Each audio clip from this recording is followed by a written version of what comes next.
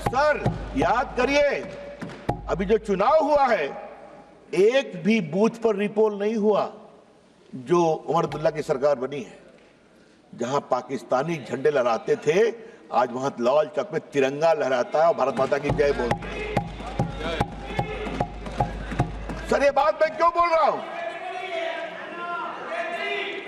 Sir ये बात मैं क्यों कह रहा हूं? सर मैंने 86 से 20 तक की कहानी बताई। स्वर वही है, सुर वही है, तलखी वही है, चाहे संशोधन लाओ वक्फ में, चाहे लाओ 370 में। तो हम ये भी कहना चाहते हैं कि अब ये नहीं चलेगा, और बड़ी जिम्मेदारी से कहना चाहता हूं।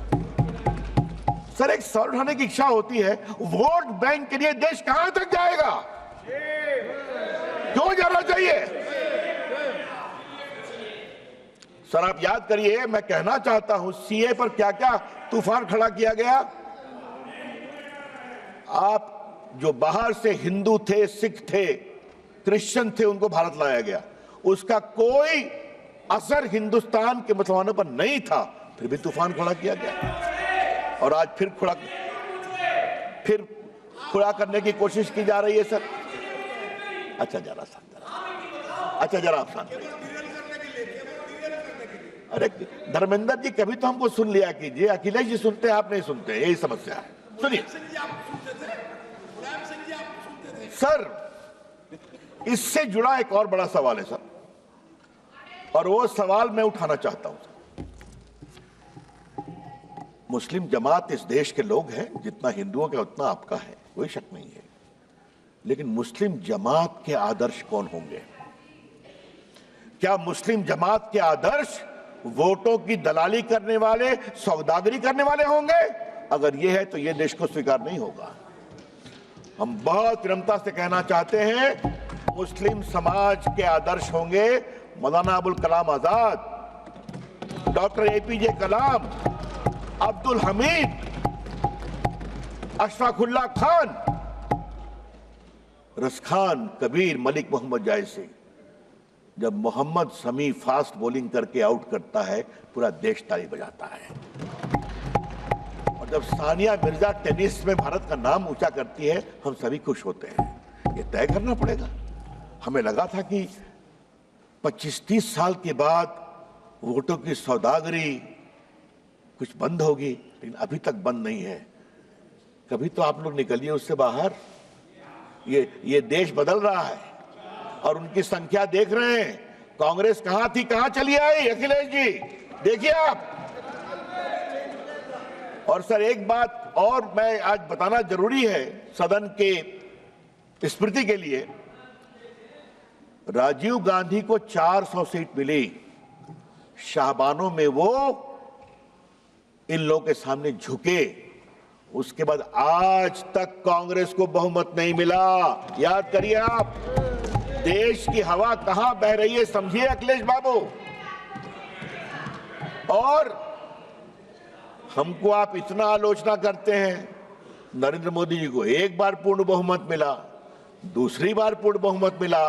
आप लोगों ने संविधान का कुछ मिसलीड करके, धोखाधड़ी करके यूपी में कुछ गड़बड़ किया, जनता को समझ में आ गया तो हरियाणा जिता दिया, फिर आपके महाराष्ट्र जिता दिया, फिर दिल्ली जिता दिया, और अब बिहार भी जिताने वाले। निश्चित रहिए आप।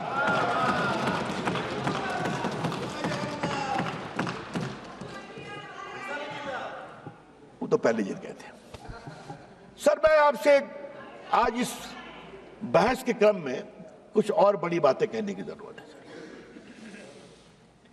ये जो 13 का कानून, बार बार कहा जा रहा है कि अच्छा लगा मुझे उपनेता ने, कांग्रेस ने कुछ कहा कि बदलाव पहले भी हुए हैं। सर आपकी जानकारी के लिए अगर देखें आप, आजादी के बाद 54 में एक्ट आया, 59 में बदलाव हुआ, 64 में बदलाव हुआ, 69 में हुआ, 84 में बदलाव हुआ, फिर 95 में आया। और सर ये रिकॉर्डेड है, अगर आप निर्देश देंगे तो हम प्रस्तुत करेंगे। ये सारा कुछ बदलाव कुछ जमातों के दबाव में आया। और सर 95 कब आया? जब राम जन्मभूमि का आंदोलन चल रहा था। हाँ, तो इन लोगों ने कहा ठीक है, हमारे वक्फ में बदलाव करो। और 13 कब आया? जब इनके हारने का रास्ता खुल रहा था। सर, जब आप इस तरह से कानून में बदलाव करते हैं तो आपकी मंशा अक़लियत की सेवा करना नहीं है, आपकी मंशा अपने वोट का इजाफा करने की है। फिर भी आप हार जाते हैं, तो फिर भी नहीं समझते। सर, अब मैं इसकी आवाज मैं सुन रहा हूं, अपने प्रदेश की है क्या? चलिए, आपके मित्र के बेटी आपके मित्र के बेटी। सर, अब मैं कुछ संपत्ति पर आता हूं। ये 8 लाख संपत्ति है, दुनिया की सबसे बड़ी संपत्ति है सर।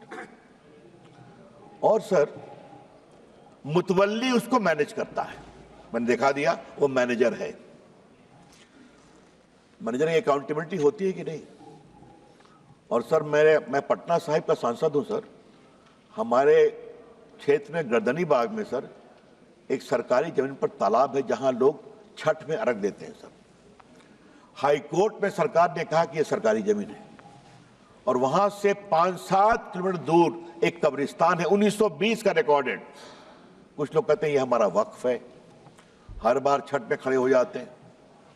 फतवा में यही काम किया।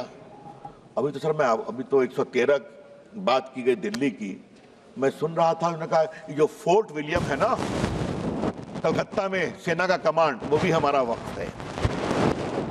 अब आगे तो कहेंगे कि पूरा हिंदुस्तान वक्फ है, क्योंकि हमारे यहाँ तो हमारे सम्राट हुए थे। क्या देश ऐसे ही चलेगा क्या?